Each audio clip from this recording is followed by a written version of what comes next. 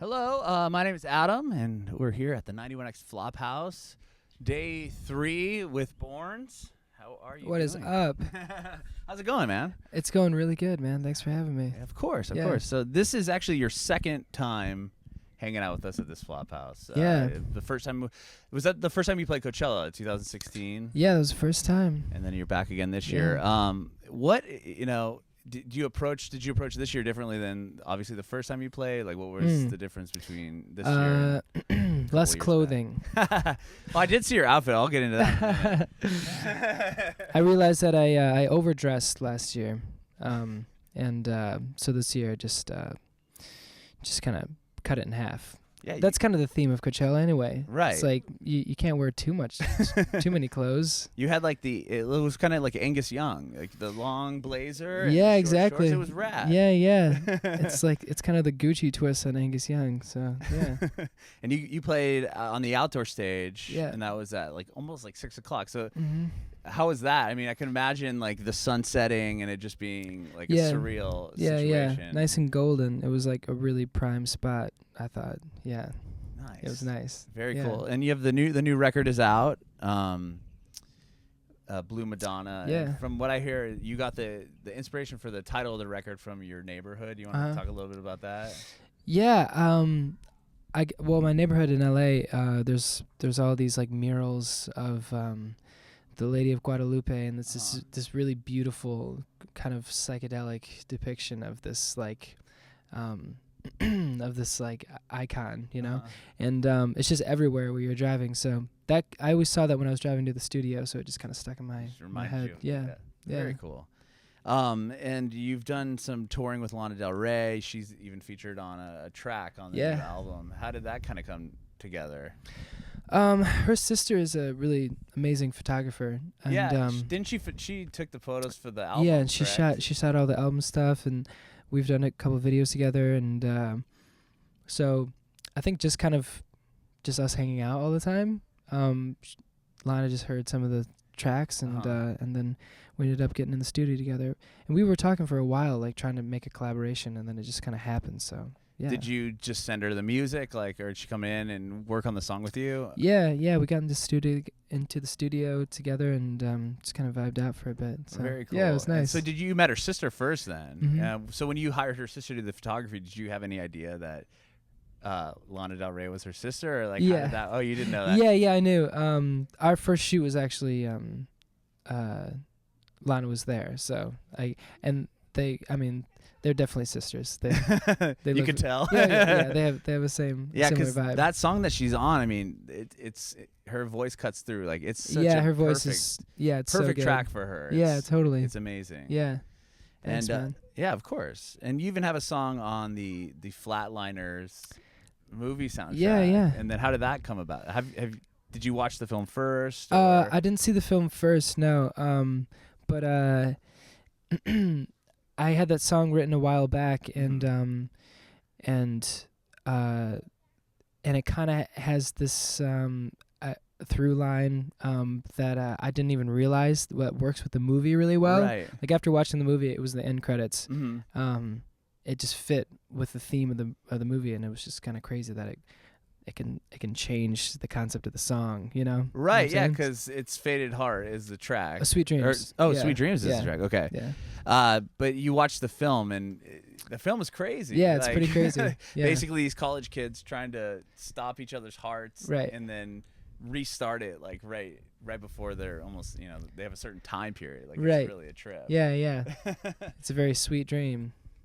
If you will. Yeah. Have you been, like this? What's the inspiration on the new record? Are you even inspired by films or? Yeah. The new record was I was just listening to a lot of my favorite kind of like 60s records, like the Beach Boys and like Bowie and stuff, and a lot of the instrumentation and the arrangements on those records are just like really kind of interesting, and I just wanted to make a record kind of reminiscent of some of that stuff, because I just feel like you don't hear too much of that in just like pop music today, and I love just like real, like just live instruments. So it was definitely an experiment, and I'm just always constantly experimenting in the studio. So yeah. Very cool. Well, you mentioned Bowie. Like when he passed, did that have anything? Was that how did that affect you? You said he was an influence on the new record. Yeah, definitely. I mean, he's an influence in so many aspects of just performing and fashion and his songwriting is so inspirational to me. So yeah, that was a pretty heavy moment. Yeah, I can imagine. And I'm still learning about his records. They're so deep and full of so much. And I think that's what I like about Bowie is that you can listen to these songs over and over and over, and you'll always be finding new things. They're they have a lot of twists and turns in it. So even with his latest one, it's really bizarre. It's like almost like he kind of knew what was coming next. Yeah, exactly. It's a trip. Yeah. It was crazy to listen to it first when he was living, and then once he died, you listen to it in a completely different way because you're like, oh, he was telling us. Yeah, he was telling the story. It's insane. And on the new record, you have this crazy instrument, the theremin, which you used. Yeah. And how did you? I mean, I kind of had a concept of what it was, and I had to almost like do a YouTube of it. And it's this. If you don't know what it is, it's like this.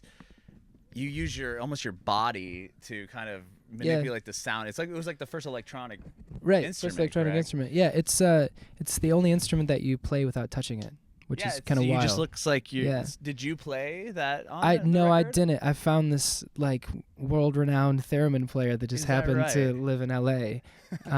Yeah, I mean this guy's unbelievable. It's a very, very hard instrument to play. It looks it looks like you couldn't even really tell which note. I mean, because it comes off isn't it your body's like electromagnetic field? Yeah, there's this device that creates this electromagnetic field, and when you get closer to it with your hands, you're basically breaking the field. Okay. And it makes this kind of feedback, and you can change the pitch of the feedback depending on how close you are. Mm-hmm. So it's like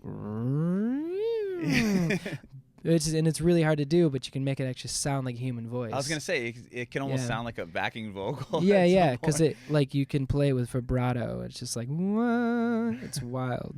Yeah, that's really cool. Yeah, I really had to do some research on that instrument because I had. Yeah. I mean, it's actually because it is the first electronic instrument, and then it turned into synthesizers, which turned into electronic music. Mm-hmm. It's like it actually is kind of the birth of electronic music, which is wild. Yeah, that's so cool. Yeah. Since that record came out, are you constantly writing? Like, how does a situation like you look out here? Does this like inspire you to write music, or where are you getting your inspiration from? It definitely inspires me to do something. Probably take a nap. Yeah, probably ride around on a golf cart. Yeah. And, but you know what I mean? Like, are you constantly writing, or is it something where you go to the studio and you're like, okay, I'm gonna focus on put stuff together and go in there? I like to do a lot of it outside of the studio, actually. I think it's a lot of just like compiling concepts, and then once you get into the studio, then you can just kind of just let everything flow. Mm-hmm. But yeah, I spend a lot of time in the studio. I've made both records with Tommy English, who's an amazing producer, really good friend of mine, and just crazy instrumentalist. So yeah.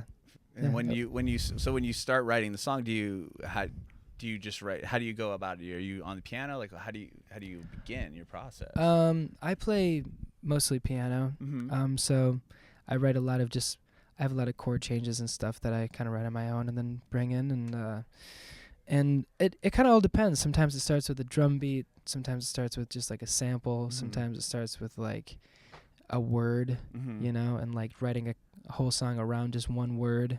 And I feel like a song always ends very differently than how you intended it to start. Right. So it kind of, in a way, writes itself, and you kind of have to let it go through these mutations until it finds its like final form. Yeah. I read that you were reading a lot of like comic books, and that's kind of like how you would come up. You'd read something, and then you kind of get a line, and that's kind of how you started with some of the songs. Yeah. I mean, I like kind of changing the creative process whenever I can, because it just keeps it interesting. Yeah. Very cool. Yeah. Well, you got a show coming up, tomorrow night? Yeah, tomorrow night with Alt J in Santa Barbara. Yeah. And then back to the desert? Yeah, back here. Well, thank you so much for cruising by, man. I really appreciate it. Appreciate it. Yeah. Welcome back to the Flophouse. Thank you.